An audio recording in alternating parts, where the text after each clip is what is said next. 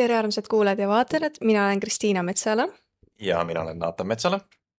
ja see on meie podcast Vahejaam, kus me räägime kristlikust elust, usust, jumalast, meie kogemusest usueluga ja kõigest sellest. Ja tänane episood on meil üks väga eriline episood, meil on külas Allan Kroll, tere Allan! Tänan kutsumast. Kõigepealt alustuseks, Allan, ma sooviks, et sa võib-olla natukene tutvustaksid ennast, et kes on Allan Kroll ja millega Allan tegeleb? Allan Kroll on hetkel 52-aastane, mul on üks naine viimased 25 aastat olnud, mul on üks laps, kes on juba ülikooli lõpetamas. Suurem osa ajast vedan, ma ütlen ärkveloleku ajast, siis vedan trellide taga ja ma ütlen nagu naljaga pooleks, et õhtuti ja nädalavahetustel lastakse mind välja sealt. Et ma töötan Tallinna vanglas kaplanina ja siis põhiosa ärkveloleku ajast tõesti möödub seal ja siis lisaks sellele koguduse töö kristlikus meedias, teleraadio, mingil määral piiblikool, nii et eks selle peale see aeg suures osas kulub. Allan, aga räägi ka, et kuidas sa jõudsid üldse Jumala juurde ja kuidas sa said kristlaseks? Mul on kaks versiooni, mitte et need nagu üks on tõde ja teine on vale, vaid üks on lühike, teine on pikem versioon. Et ütleme, lühike versioon on see, et elasin ilma Jumalata, ei tahtnud Jumalast ega usust midagi kuulda, usklikest ka midagi arvanud, kirikus polnud kunagi käinud. Ja siis sõjaväes sain kokku ühe uskliku inimesega, kes ei vastanud minu sellistele väärarusaamadele kristlasest ja tema usk oli kuidagi teistmoodi, et ta oli selline intelligentne inimene ja luges piiblit ja palvetas ja käis kirikus ja tema kaudu ma sinna jõudsin. Ütleme, pikem lugu on see, et sellele tegelikult eelnes umbes aasta varem selline asi, mida võib nimetada Jumala kogemuseks. Aga miks ma vahel räägin ainult selle lühema loo on see, et mulle ikka jälle tundub, et see Jumala kogemuse panemine sõnadesse on nii tänamatu tegevus, et vahel tekib küsimus, et kas üldse peaks. Et mõni loeb sinna juurde mingisugused oma, ma ei tea, paranoiad või mingid muud asjad, et lihtsalt sai peast põrutada või midagi sellist, et mina tean, et ma tean, et ma tean, et see oli nii reaalne Jumala kogemus ja ma tean, et mina ei valmistanud ennast selleks ette. Et see on midagi sellist, mida ma oleks ise otsinud või ma ei tea, mingil moel esile kutsunud.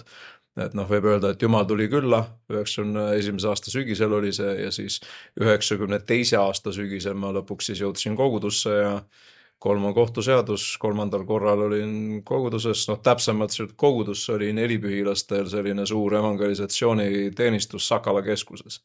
Ja siis seal sain aru, et see on tõde, et see ei ole mingisugune muinasjutt ja et see on see elu, mida mina elada tahan ja et ma olin siis valmis kapituleeruma Jumala ees, sest ma 2 esimest korda ma kogesin Jumalat väga võimsalt koguduses, kui ma käisin, ikka nii, et kogu olemus karjus kõrva, et see on see.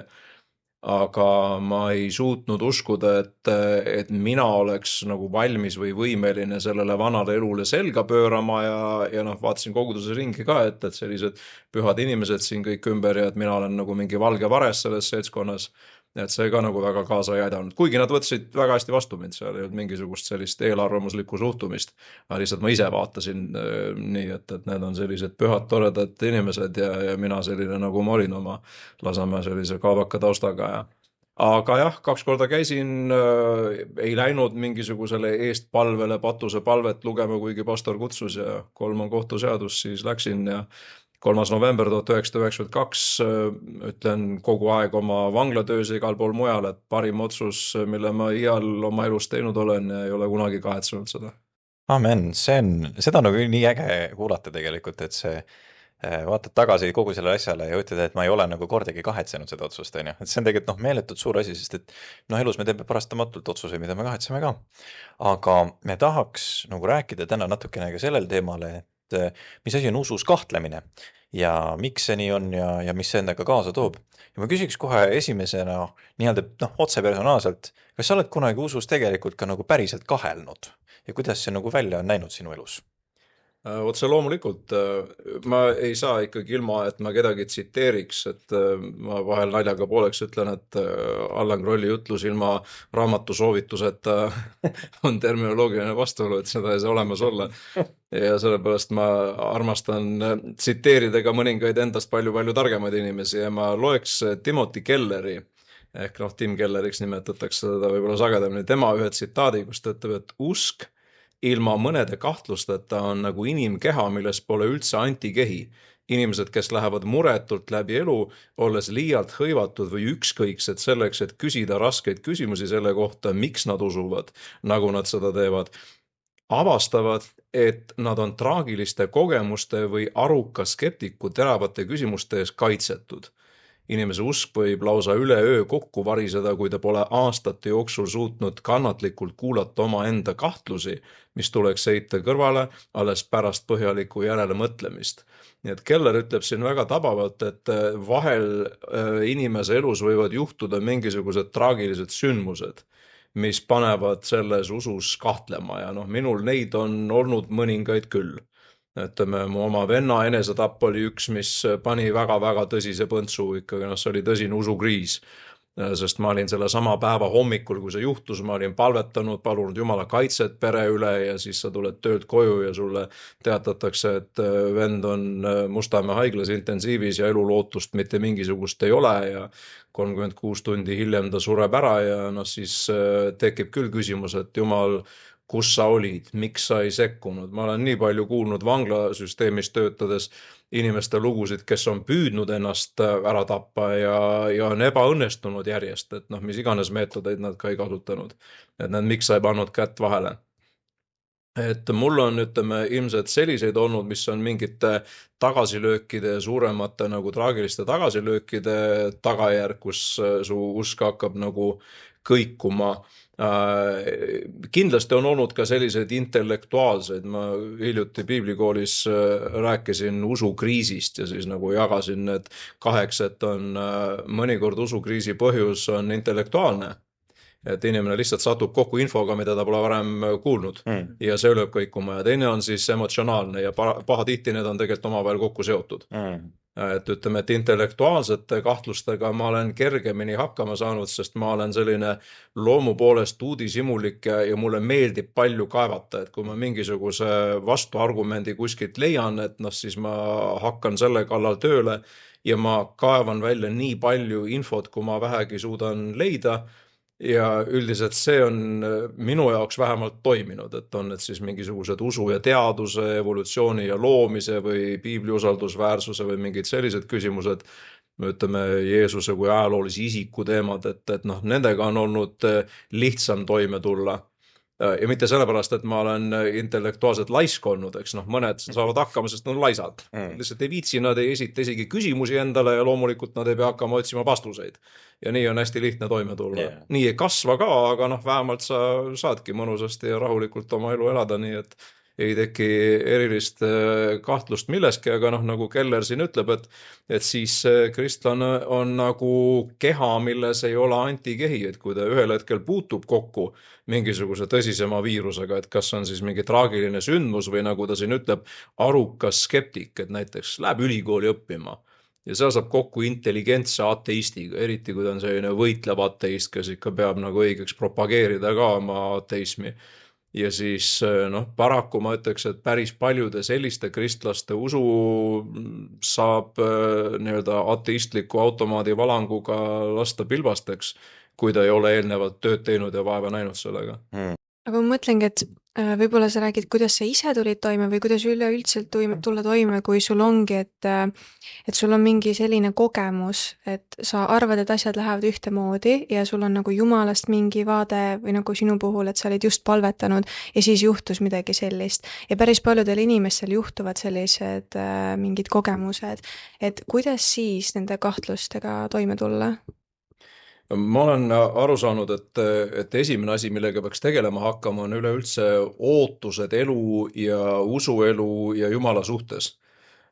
Usukriis või kahtlused, noh, usukriis on juba nagu kraad kangem, aga ütleme kahtlused ja siis sellest võimalik, et kasvab välja ka usukriis.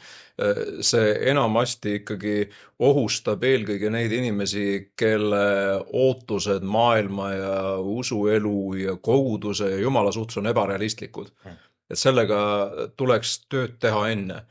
Ja noh, siin olles ise jutlustaja, ma ütlen, et peab ikka päris hulga kive viskama meie kui jutlustajate kapsaaeda ka. et noh, me tahame kuulutada positiivset sõnumit ja siis me teatud asjad nagu vaikime maha, kõik teavad, et see asi on olemas, aga me ei räägi sellest.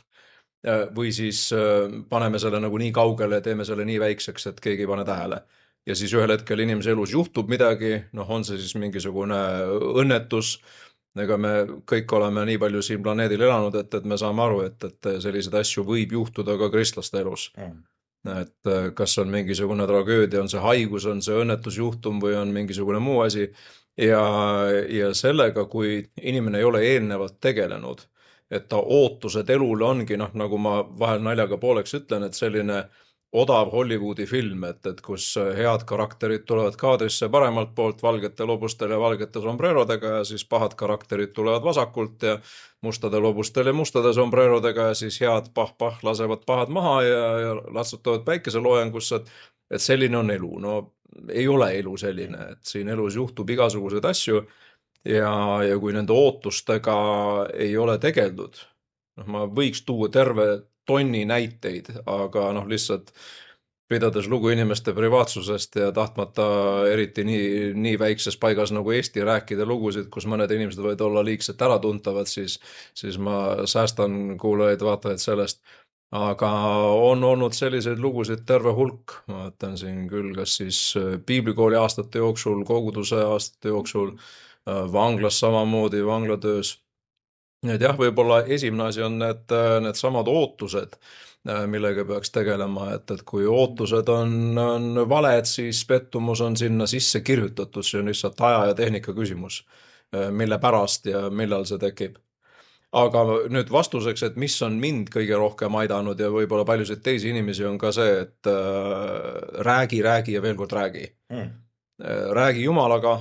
Ma praegu oma piibli lugemises olen järjekordselt psalmides ja kui ma siis nagu psalme loen järjest, see on hästi huvitav ja ma soovitan seda paljudele teistele ka, et kui te uurite näiteks Taaveti elu, lugege seda, mida kirjutasid kroonikud ja siis lugege seda, mida ta kirjutab psalmides ja te näete ta hingeelu, et noh, näiteks kui ta kirjeldab seda, kuidas ta vilistide kätte katis vangi sattus, just täna hommikul lugesin, et me loeme krooniku kirjutatud versiooni, noh, tundub, et mis siis ikka, et mängis natuke hullu ja kraapis seina peale graffitit ja visati paleest välja. Aga siis, kui lugeda, mida ta psalmides kirjutab selle kohta, siis on hoopis teine lugu. Ja ta räägib, seda valab selle kõik Jumala ette välja. Et kui nüüd mõelda minu venna enesetapust, siis see oli põhimõtteliselt ikkagi asi, mis aitas rohkem kui miski muu. Et ma rääkisin seda palju välja, ma palvetasin seda palju välja, nutsin, karjusin autos, vahel oli nii, et noh, kodus ei saa, seal on naabrid ja kõik muu, aga sellisel moel see sai välja ja noh, lõpuks need nii-öelda teravad nurgad olid sealt maha lihvitud.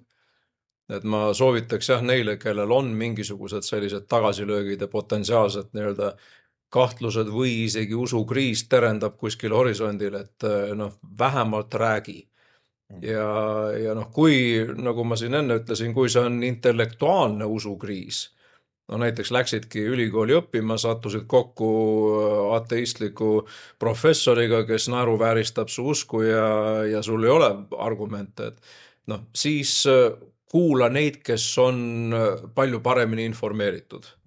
Ma siin, noh, mõned näited, võib-olla lihtsalt nimed võin tuua, et lugege C.S. Lewist, kuulake sellist meest nagu näiteks William Lane Craig, väga soovitan, loetakse teda tänapäeva ilmselt kristliku maailma number 1 kristlikuks filosoofiks.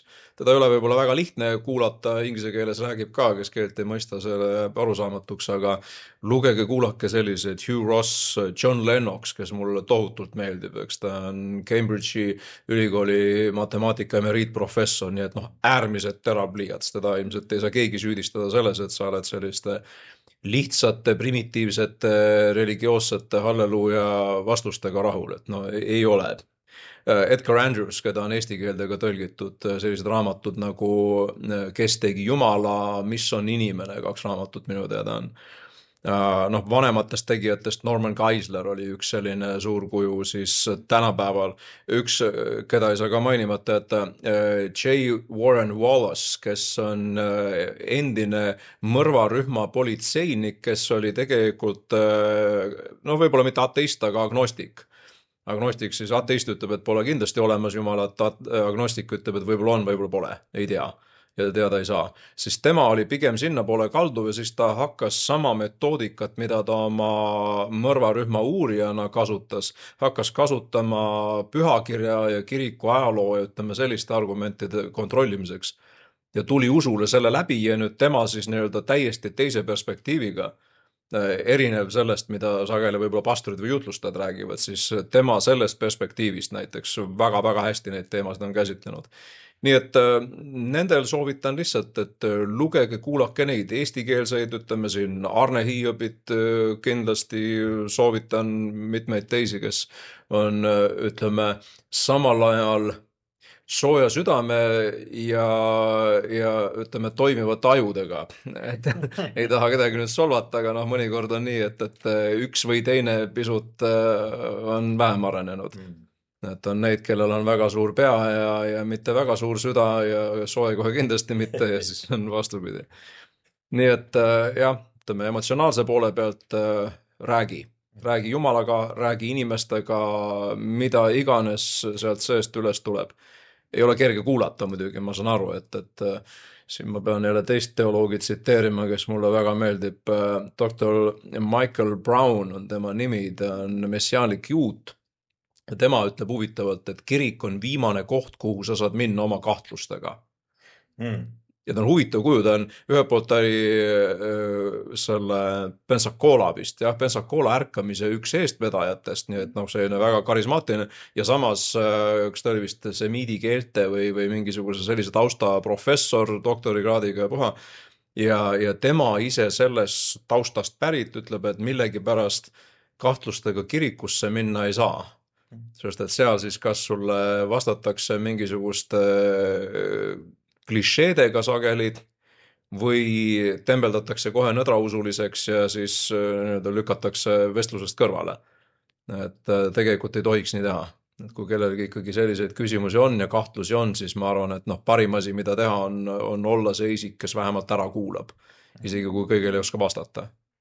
Jaa, täiesti väga, väga hea ja ma ise nagu olen märganud ka seda, et inimesed väga tihti kardavad seda, mida nad ei tunne ja eriti jutlustajad ja pastorid ja kirikujuhid nagu kipuvad ära ütlema olukordadest, kus nad vastuseks on, ma ei tea, mul ei ole vastust sellele. Kas sul on midagi, mida sa soovitaksid nagu sellest perspektiivist lähtudes näiteks soovitada või öelda, et kui sul ei olegi mingit konkreetset vastust või sul ei olegi mingit lahendust sellele olukorrale? See on asi, mida ma näiteks vangla kaplani töös teen üsna regulaarselt. Et ma tean, et sellist tulemust siit ilmselt ei tule, et ta nüüd tuli kaplani juurde, siis kaplan palvetas ja siis teda järgmine hommik lastakse vanglast välja, eks. Me kumbki ei tea, mis sellest asjast saab. Noh, loomulikult siin on selle võrra asi lihtsam, et inimene ikkagi reeglina on süüdi, sest Eesti Vabariigis üldjoontes ikkagi, kui sind juba vahistatakse, siis on suhteliselt kindel, et sind ka süüdi mõistetakse. Harva juhtub seda, et mõistetakse õigeks ja lastakse vabaks. Vahel juhtub, aga mitte tihti. Et sellises olukorras jah, kui inimene minu käest küsib mingisuguseid selliseid küsimusi, siis mina vähemalt olen küll mingid aastad tagasi juba jõudnud selleni, et ma söandan täiesti rahulikult öelda, et ma ei tea. Ja ma ilmselt ei saagi teada ja tõenäoliselt me siinpool igavikku peamegi leppima sellega, et me ei saagi neid vastuseid. Et me hirmsasti tahaks. No kui ma mainisin seda, et ma praegu oma piibli lugemises olen psalmides. No sellest natukene vasakule pöörates on selline raamat nagu Hiob. Hiobi raamat, enam-vähem kõik kristlased teavad, eks kannatuste raamat ja siis vahel öeldakse, et Hiobi raamat on meil pühakirjas selleks, et näidata, miks õiged peavad kannatama. Ma kogu aeg vaidlen sellele vastu, et näidake mulle üks koht Hiobi raamatus, kus sellele küsimusele vastus antakse. Miks õiged peavad kannatama? Jumal räägib Hiobi raamatu lõpus 4 peatükki ja räägib nagu äärmiselt olulistest asjadest, näiteks jõehobu anatoomiast, krokodilli anatoomiast, hobustest, kukkedest, siis ta räägib seal vihmast ja rahest ja igasugustest sellistest olulistest asjadest. Ma loodan, et mu sarkasm ei ärrita kedagi liigselt, aga ütleme, et kui mina oleksin Hiob ja ma olen kaotanud kõik, et mu lapsed on surma saanud nagu ühe korraga. Kõik mu ärid on hävinud põhimõtteliselt nagu nipsust ja ma olen kärnas nagu mingi marutõbine koer, istun tuhahunniku otsas ja kratsin ennast potikilluga ja siis tulevad mul 3 tarka sõpra, kes ütlevad, et meie teame täpselt, miks sa kannatad, paranda meelt ja siis kõik saab korda. Ja siis suurem osa raamatust on nende omavaheline vaidlus, et kas ikka on nii või teisiti.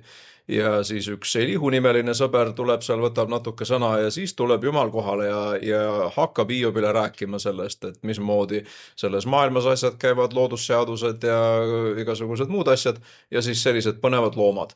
Kui mina oleks Hiobi nahas, siis ma ütleks, et Jumal, et äkki säästaks mind loengust, ma ei tea, loomariigis, et noh, Aleksei Turovski ilmselt saaks mulle umbes samasugust juttu rääkima, aga et noh, ma tahaks teada, miks mul sellised asjad juhtusid.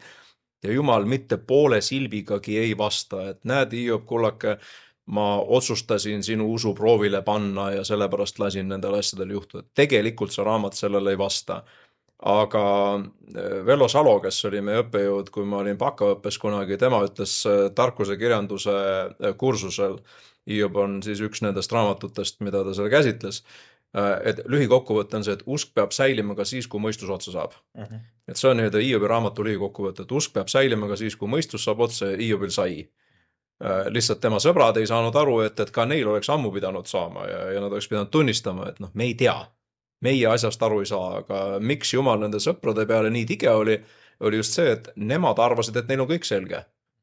Ja eks neid Hiobi sõpru meil kirikupinke poleerib ka omajagu palju, et kui kellegi elus midagi juhtub, siis on inimesi, kellel on selgused ja tunnetused ja arusaamised, et mina tean, miks see juhtus. Ma saan aru, miks nad seda teevad, sest kui nad ei ütle midagi, siis see ohustab nende maailmapilti.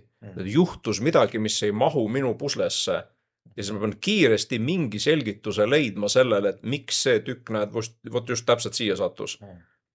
Mina olen küll juba aastaid tagasi saanud aru, et ma pean õppima elama nii, et suur osa pusletükke on puudu.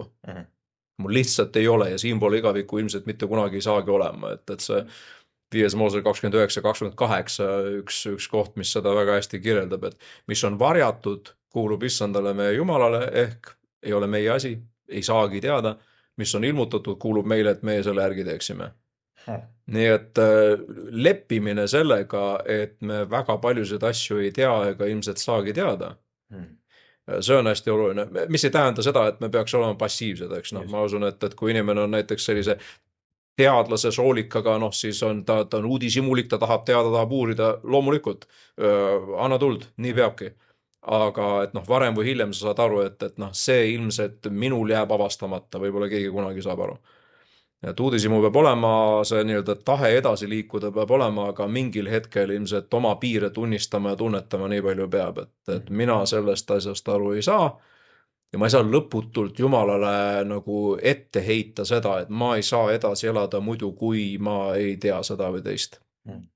Kui see kedagi teist puudutab, siis on omaette asi, aga Jumal ei ole meie aruande kohuslane, kes peaks raporteerima meile, et näed, härra Arlan Kroll, selle inimese elus juhtus see asi sellepärast, et. See ei ole minu asi ja kui mina seda ilmsasti teada tahan, siis see on võib-olla pigem uudishimu. See ei ole see, et ma ei saa oma usuelu muidu elada, kui ma ei saa teada, miks see inimene terveks ei saanud või miks temal autoõnnetus juhtus. Et noh, ma saan küll. Ja on kordi, kus Jumal võib-olla minu elus mingil hetkel ütleb, et näed, vaata, Allan, see asi sinu elus juhtus siis ja siis sellepärast, et ja ma võin palju aastaid hiljem aru saada. Et see on küll ka nende kahtlustega, et mõned asjad me mõnedest nagu kasvame välja, et me ühel hetkel hakkame aru saama, nagu Paulus ütleb, et olin väeti laps, mõistsin, rääkisin nagu väeti laps, kui ma sain täiskasvanuks, siis ma hakkasin asjadest aru saama, mida ma siis tegelikult ei mõistnud. Jaa, väga hea.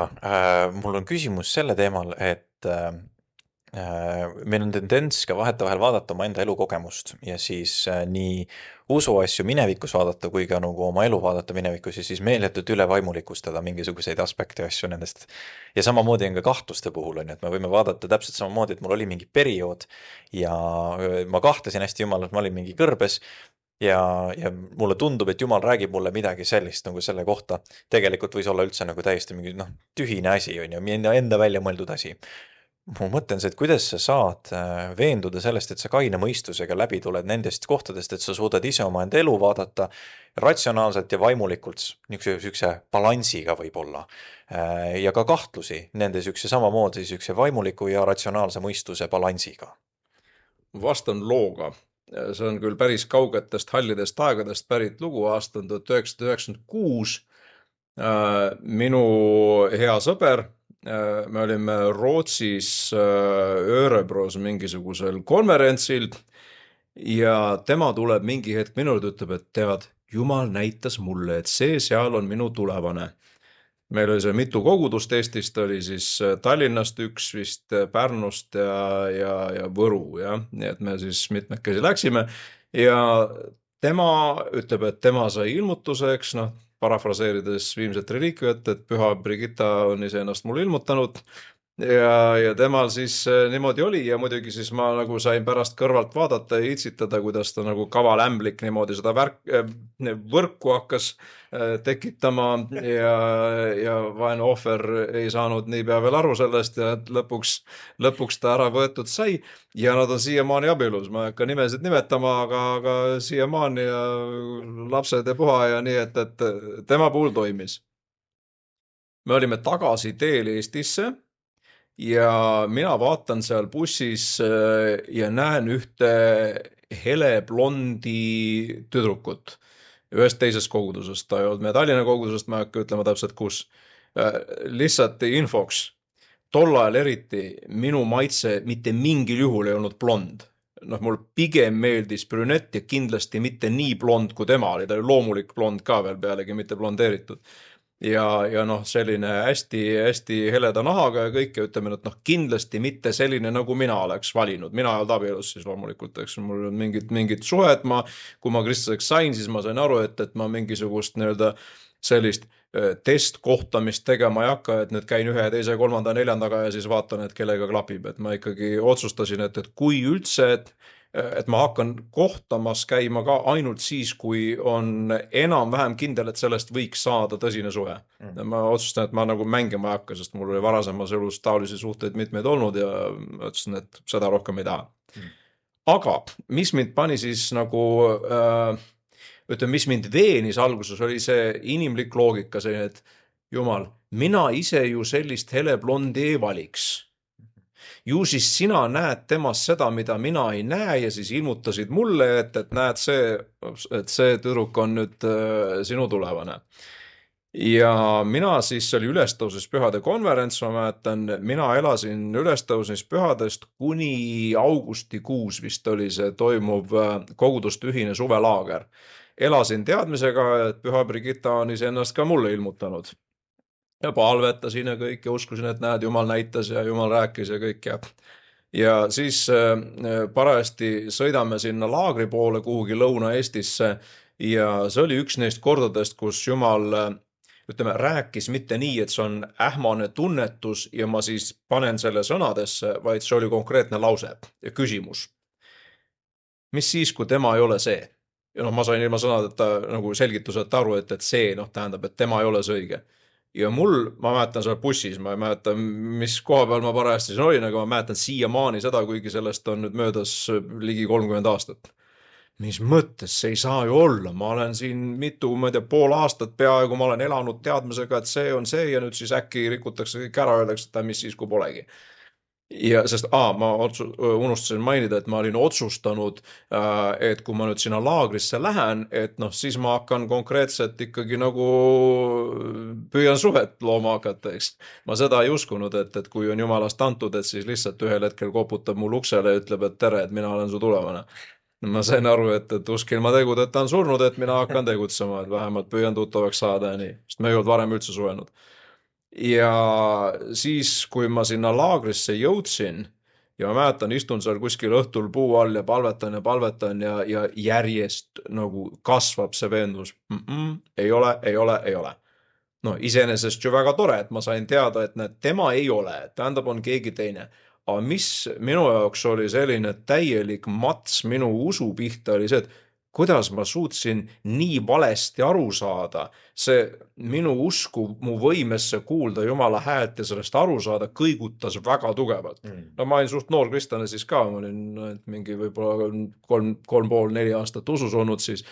Aga see oli jah selline, mis pani mind ikka tõsiselt kahtlema, et kui ma selles asjas nii puusse panin, et ma olin täiesti veendunud, noh tagasi vaadates ma saan aru, mis seda soodustas. Soodustas see, et sõber oli saanud sarnase ilmutuse ja tema puhul toimis ja siiamaani toimib, eks. Ja ilmselt see ja noh tõenäoliselt see ka, et sa oled noor inimene, vaatad siin ühed ja teised ja kolmandad abielluvad ja et noh, millal siis mina lõpuks. Ja siis me hakkame oma ootusi kuidagi moodi sinna juurde kirjutama. Ega seda ma ei oska siiamaani lõpuni seletada, et aga miks siis see blond?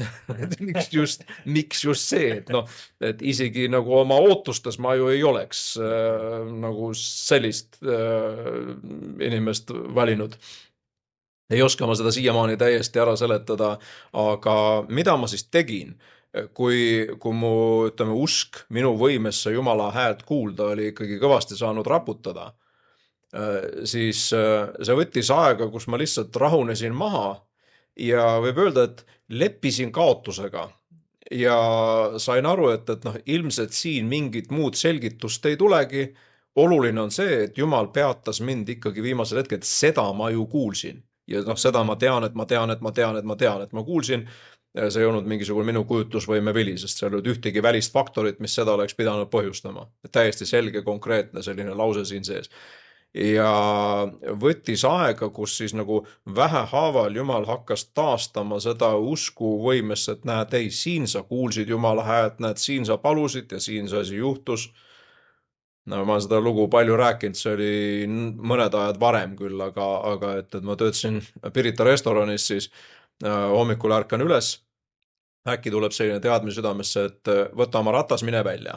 No, autot mul siis ei olnud, see oli 93. aasta, ma olin just sõjaväest tulnud, esimene töökoht pärast sõjaväge. Võta ratas, mine välja. Miks? Ei tea.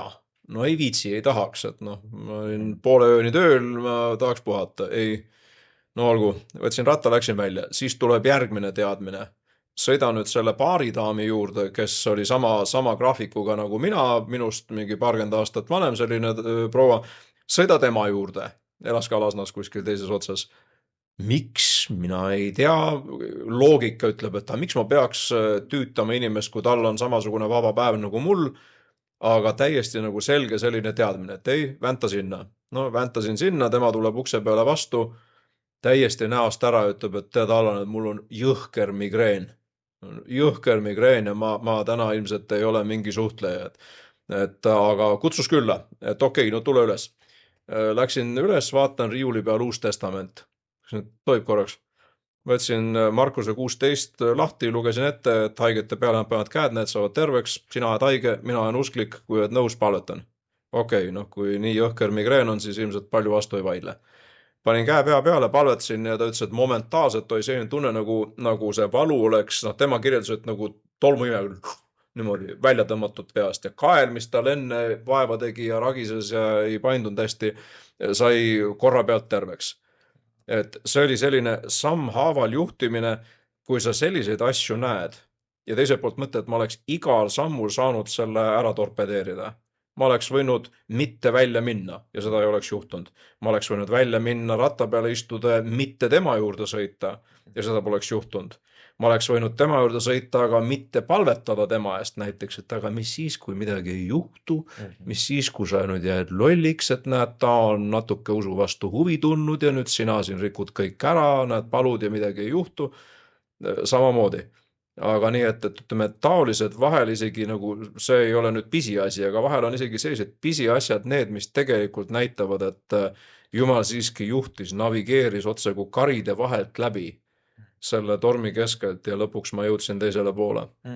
Nii et noh, see oli võib-olla asi, mis minu elus pärast taolisi, ütleme, kuigi kronoloogiliselt need ei järgnenud teineteisele, aga ütleme, et taolised sellised pisiasjad, mis on seda usku taastanud ja kahtlusi, ütleme siis, kõrvale tõrjunud. Mul ongi tunne, et noh, see ongi normaalne, et mingitel ajaperioodidel, et me näeme, et mingeid asju on raske mõista, aga see, et seda on raske mõista, ei tähenda, et seda ei oleks olemas. Et ka see Jumala hääle kuulmine ja kuidas vahepeal võime eksida, on ju, aga see ei tähenda, et Jumal ei räägiks meiega ja nii edasi, on ju. Et huvitav on see, et tead, ma ise ka mingi aeg tagasi, ma olen seda paar episoodi tagasi rääkinud ka, nagu kahtlesin tervendamistes ja et kuidas need vaimu tervendamised käivad, kas see on ikka nii sihuke igapäevane asi või nii tihti juhtuv asi. Ja huvitav on see, et ma nagu seletasin endale piibliga ära, sest piibliga on võimalik endale ükskõik mida ära seletada. Ja ma seletasin endale ära, et seda praegusel ajal ei ole üldse niimoodi. Ja huvitav on see, et ma sattusin ühe noormehega rääkima kristlusest, Jumalast ja siis ta tahtis minuga väga vaielda, aga ta ei tahtnud üldse vastu võtta. Ja iga nurga pealt, mis ma proovisin kuidagi hakata rääkima Jumalast, siis kuidagi blokkis selle ära. Ja siis ma olin nagu omaette ja mõtlesin, et Jumal, okei, et aga kuidas ma lähenen temale, mis ma tegema peaksin? Ja siis nagu ma ise ei uskunud too hetk üldse tervendamisi ja Jumal ütles, et ma tahan teda terveks teha ja mine palvetada eest. Ja mõtlesin, okei, kui Jumal nii ütles, siis nii ma teen. Küsisin, kas ma võin palvetada ja panin käe peale ja Jumal tegi ta terveks. Järgmine päev kirjutas mulle, et jah, ta saigi terveks, on ju, tal oli üks haigus.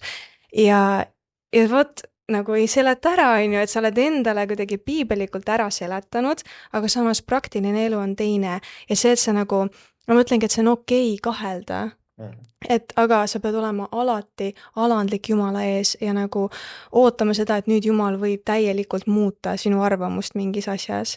Et aga võib-olla jah, kui me korraks arutleks ka selle üle, et nagu kui sul ongi mingid sellised kahtlused, on ju, et kuidas selles osas nagu abi saada? Üks asi jällegi, mis mind on kõige rohkem aidanud, võib-olla on Jumala olemuse parem mõistmine, et Jumal on suveräänne Jumal. Et me oleme nii harjunud sellega, et kontrollpult on meie käes umbes, et noh, nii nagu siin stuudios, kus me praegu istume, seal on nupud, seal on heeblid, seal on juhtmedeks, et kui ma keeran seda nuppu, siis juhtub selline asi. Kui ma lükkan seda heeblit, siis juhtub taoline asi ja kui ma vajutan punast nuppu, siis on kõik vool väljas. Ja leppida oma elus sellega, et juhtimispult ei ole minu käes. Et me ikkagi räägime Jumalast, kes on suveräänne. Derek Prince defineerib seda nõnda, et suveräänne tähendab Jumala puhul seda, et ta teeb, mis ta tahab, nii nagu tahab, siis kui tahab ja ei küsi kelleltki luba selleks. No lihtne seletus, aga minu meelest väga hästi öeldud, et Jumala suveräänsus on see, et ta teeb, mis ta tahab, nii nagu tahab, siis kui tahab ja ta mitte kellegi käest selleks nõu või luba küsima ei pea. Ja kui ma sellest aru saan, et ma ikkagi usun ühelt poolt Jumalasse, kes on armastav ja hea ja kõikvõimas ja kes on andnud meile oma tõotused. Ta ei ole suveräänne oma tõotuste raames selles mõttes, et ta võib midagi lubada, siis mitte seda teha, see ei ole suveräänsus, see on valetamine. Aga asjades, mida ta ei ole lubanud teha, on ta suveräänne. Ta võib teha nii, nagu ta tahab. Noh, kui Jeesus ühele pimedale määris muda silmadele ja ütles, et nüüd mine pese siilotiigis, siis saad nägijaks. See ei olnud tõotus kõigile aegadele ja kõigile pimedatele, et muda näkku ja siilotiigi äärde. Et see oli üks inimene inimajaloos, kes tõenäoliselt sellisel moel terveks sai ja mitte keegi teine pole minu teada saanud. Pidaidabine Naaman pidi kastma ennast 7 korda Jordanisse, ma ei tea ühtegi teist pidaidabist ei piiblist ega mujalt ajaloost, kes oleks nii terveks saanud. Et see Jumala suveräänsusega arvestamine, et me lõppude lõpuks nagu, kas või meie isa palves me palume, et sinu riik tulgu, sinu tahtmine sündigu, nii nagu taevas, nii ka maa peal või nagu Jeesus Getsemane palvetab, et mitte minu, vaid sinu tahtmine sündigu. Et see on mind ilmselt aidanud rohkem kui miski muu, et jah, ma ei saa aru, miks sa siin tegid kellegi terveks ja seal ei teinud, ometi tema pärast palvetati igal pool üle terve, ma ei tea, Eesti või üle terve maailma. Üks naljakas näide hästi lühidalt. Palvetasin kunagi Hiiul ühe vähihaige eest, Hiiu onkoloogias siis, ja tema terveks ei saanud.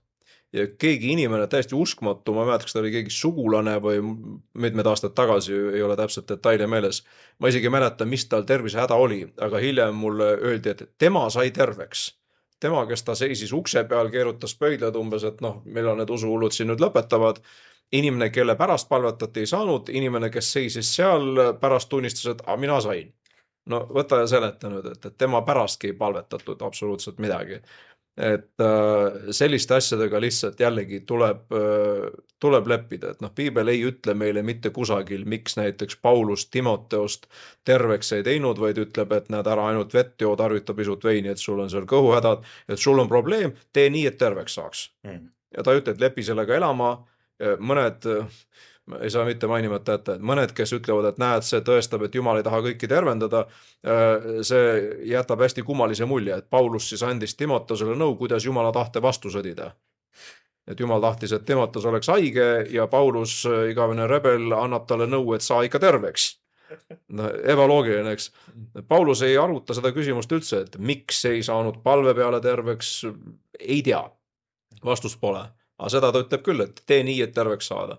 Miks ta selle Trofimose seal Miletosesse haigena maha jättis? Ei tea. Miks see Epafroditos pidi ennast poolsurnuks töötama ja siis alles terveks saama? Ka ei tea.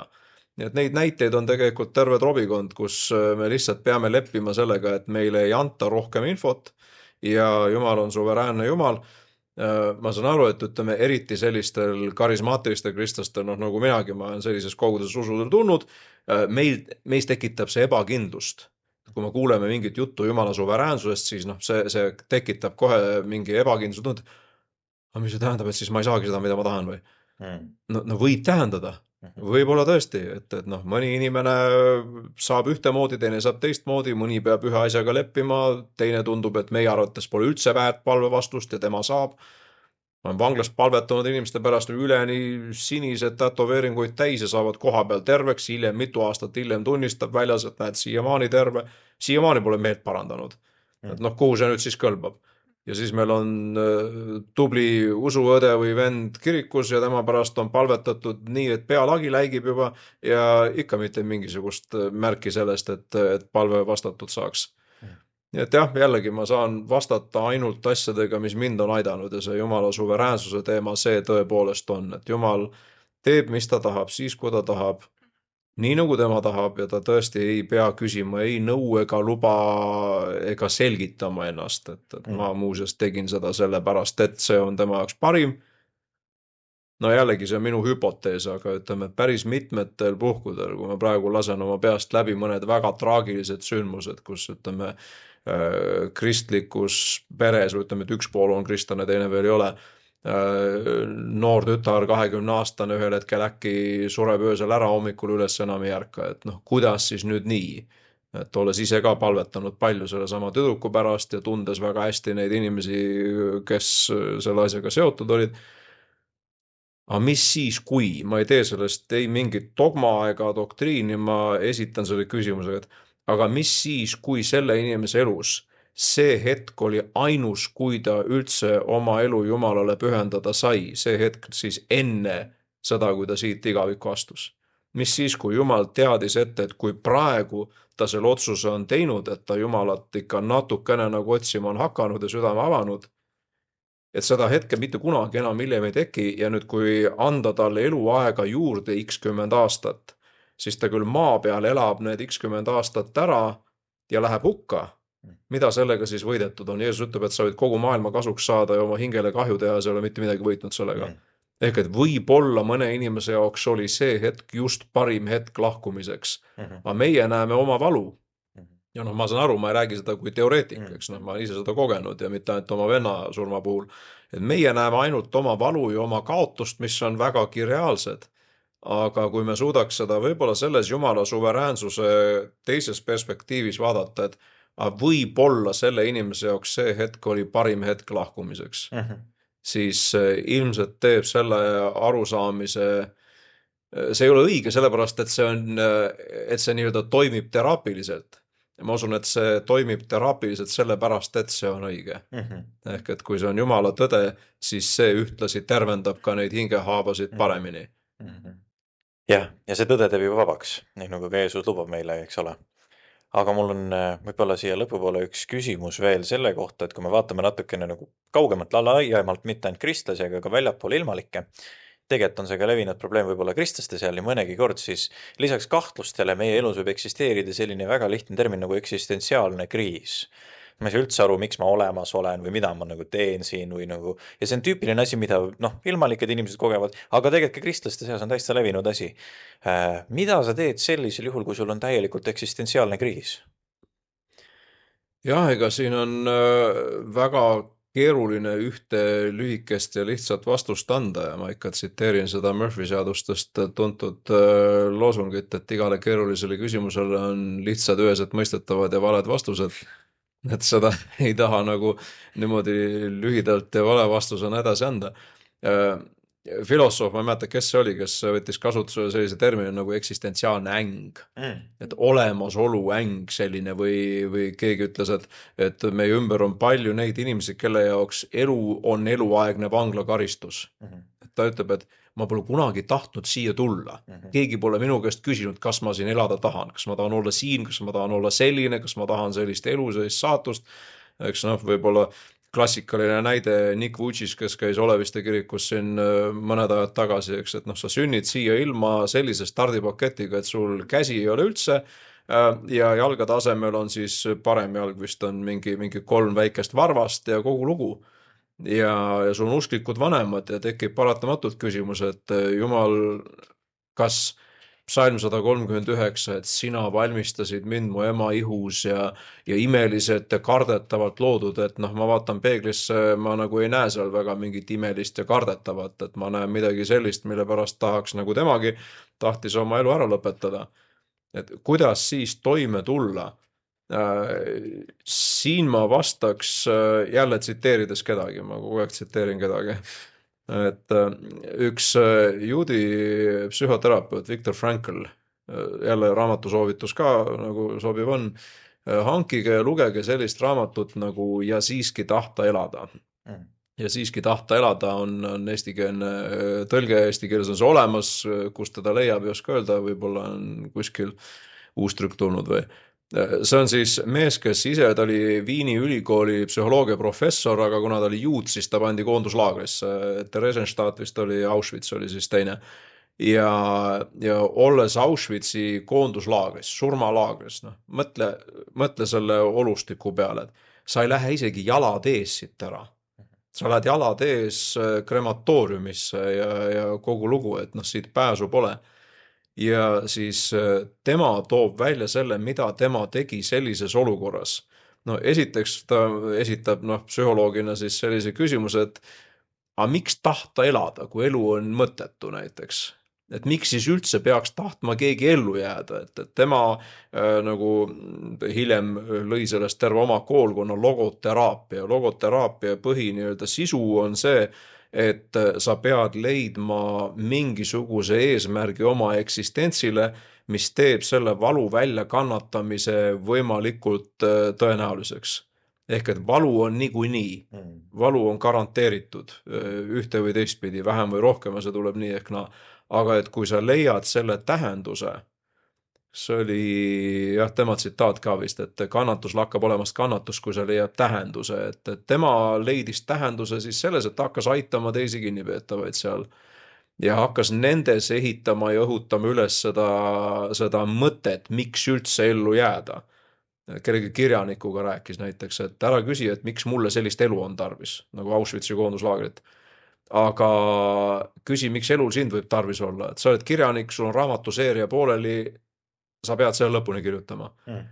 Neil oli selline reegel, et kui keegi tahtis ennast üles puua, siis kui ta juba oli nii-öelda rippumas, siis alla võtta ei tohtinud. Kui kaalus seda, siis ta püüdis ümber veenda, et hakkas tegema teraapiat koonduslaagris, et ennetada suitsiide. Ja ta ütles, et see oli põhimõtteliselt see ainus asi, mis teda ennast läbi kandis. Et kui ta kirjeldab hästi värvikalt ja detailselt seda, et ta on ise tribulistes riietes sent surmale võlgu, põhimõtteliselt riietatud luukere ja ta ütleb, et aga ma vaimusilmas ma näen ennast auditooriumis, ma näen, kuidas see on valgustatud, kuidas see on sisustatud, ma näen oma tudengeid seal, ma kuulen, millest ma räägin. Ja täiesti mõni, kes seda kõrvalt kuulaks, ütleks, et see vanamees on napakas. Et see on haige inimene, kes surmalaagris unistab sellisest asjast, mitte et kust saaks mingisuguse paberossi või kust saaks tüki leiba, vaid et ta unistab sellest. Aga tema seda tegi ja ta nüüd siis tagasi vaadates ütleb, et see oli põhimõtteliselt see ainus asi, mis aitas tal sellest maapealsest põrgust läbi minna. Nii et ega ma ei leia mitte mingisugust muud asja selle eksistentsiaalse ängi leevendamiseks, kui hakata otsima mitte leevendust ängile, vaid otsima eesmärki. Nii ilus eestikeelne sõna, et eesmärk. Et see on mingi märk, mis on minust eespool. Et noh, Vutšitši juurde tagasi tulles, et tema leidis eesmärgi selle asemel, et haletseda ennast, kiruda maailma või jumalat või geneetikat. Tema otsustas, et ma siis nüüd võtan selle stardipaketi, mis mulle on antud. Ma ei saa aru, miks selline. Ja ilmselt siin pole igavikku kunagi ei saa. Aga ma nüüd võtan selle stardipaketi ja ma mängin sellega nii hea mängu kui vähegi võimalik. Ja noh, praegu ta on ilmselt süstinud julgust ja lootust ja inspiratsiooni enamatesse inimestesse kui suurem osa teisi, kes selle planeedi peal kahe jala peal kõnnivad. Ja Vutšitš ütleb, et kui Jumal saab kasutada meest, kellel pole käsi ega jalgu selleks, et olla tema käteks ja jalgadeks, siis ta võib kasutada ükskõik keda. Nii et jah, ma alustaks sellest otsast, et mitte, et kuidas ängi leevendada, et noh, tarvitada midagi, mingid asendustegevused lihtsalt, vaid et keskendu sellele, et hakka otsima eesmärki. Kusjuures otsimine iseenesest on juba oluline protsess, et see juba hakkab lootust tekitama, et kui inimene on nagu sellises letargias, ka jälle vanglatöös näen seda, et siis hakkad vähehaaval andma mingisuguseid asju, et nad võta tükelda oma päev ära kuidagi moodi mingite mõtestatud tegevuste vahel, et ära lihtsalt vedele seal pikali voodis maas muretsedes oma kohtuasja pärast, et hakka õppima keelt, hakka lugema raamatuid, pane paika mingi plaan, et siis teen trenni, siis loen õppekirjandust, siis loen ilukirjandust, siis käin jalutamas ja nii edasi. Ja ma olen reaalselt näinud, kuidas noh ikka väga ekstreemse surve all olles inimene, kui ta seda tegema hakkab, siis see ei ole võlukepike, mis ühe korraga kõik lahendab. Aga see vähehaaval hakkab seda ärevuse fooni maha tõmbama ja ühel hetkel tuleb vestlusele juba selline inimene näed, et siin ei ole nagu pea õhku lendamas sellest pingest ja ahastusest. Mul on üks väikene süke teemaplokikene või küsimus veel, et kui me mõtleme üleüldse kristluse peale ja läheme tagasi korra selle õpetuse poole peale, et siis meil kristlastele meil on nii palju erinevaid denominatsioone, arvamusi, hoiakuid, arusaamised on nii palju erinevaid ja varem või hiljem me oma usuelus jõuame sinna paika, kus me hakkame uurima, et okei, aga mida teised usuvad. Et meie näiteks oleme ikkagi, kuulume vabakoguduste hulka ja siis varem või hiljem see jõuad selleni, et okei, et aga mida näiteks katoliiklased arvavad armulauast ja luterlased ristimisest ja nii edasi, et sa hakkad nagu läbi mõtestama, eriti kui Jumal läkitab sind kuulutustööle, et sa hakkad inimestega rohkem suhtlema, sa pead aru saama, et sa pead nagu natukene aru saama, mida sa usud, et sellest rääkida, et aga kuidas nagu sellega nagu kuidagi kas toime tulla või tegeleda, et selles suures arvamuste nagu kirjus olekus kuidagi leida see õige tee? See on loogiliselt ja nagu mõistlikult toimiva inimese vältimatu omadus, et sa mingil hetkel tahad aru saada sellest, mida sina usud või ei usu ja miks teised usuvad nii või naa, et ega see peaks iga terve mõistusega inimese mõtlema panema, et noh, näiteks katoliiklased, et kui katoliiklasi on maailmas mingi 1,2 vist või 3 miljardit, et ilmselt nad ei ole kõik sügava vaimu pimedusega löödud inimesed, kes mitte kunagi piiblit ei loe ja mitte millestki aru ei saa, et noh, ilmselt seal on mõtlevaid inimesi ja pluss neil on olnud palju ajalugu, et teatud asju läbi arutada, eks. Ja samamoodi nende teiste konfessioonidega. Minule endale, mulle meeldib lugeda väga-väga laia spektrumi pealt erinevaid autoreid, et ma olen lugenud õigeusklikke ja katoliiklasi ja kõik võimalikke erinevaid protestante, mõningaid asju loed ja tahaks kogu aeg vaielda, mõned raamatud mul on, kui see on minu eksemplar, siis ma olen selle punaseks sodinud igat pidi, et minu vastuväited ja kommentaarid seal risti ja põiki, mitte ainult kristlikega, eks mul on teisi raamatuid ka taolisi. et tegelikult noh, minu arusaamine on see, et tugev usk ei saa tekkida mingisuguses inkubaatori tingimustes, et see lihtsalt ei ole võimalik, et tegelikult usu tugevus tekib ikkagi siis, kui sa seda nii-öelda treenid mingis reaalses elusituatsioonis ja see on üks neist, et ma hakkan aru saama, mida teised usuvad. Ma olen selle ise läbi käinud, noh, kui ma näiteks teoloogiat õppima läksin, siis mõned arvasid, et nii, nüüd on kõik, nüüd vend Kroll oma usu kaotab.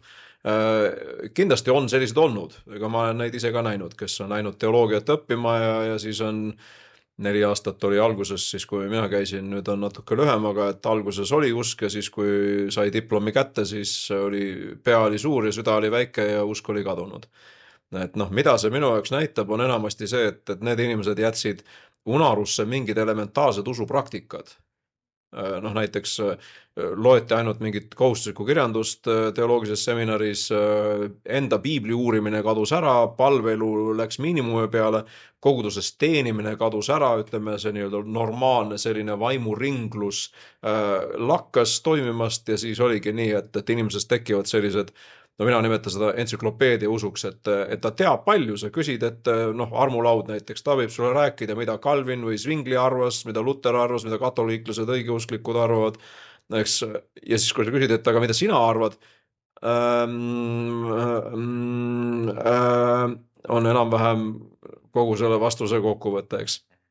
Kuna ta on puutunud kokku võib-olla selliste raskekaalu argumentidega, siis ta saab aru, et siin lihtsa pealiskaudse sellise loosungiga nagu väga ei löö ja ta ei ole veel oma mingisuguse uue usuni jõudnud.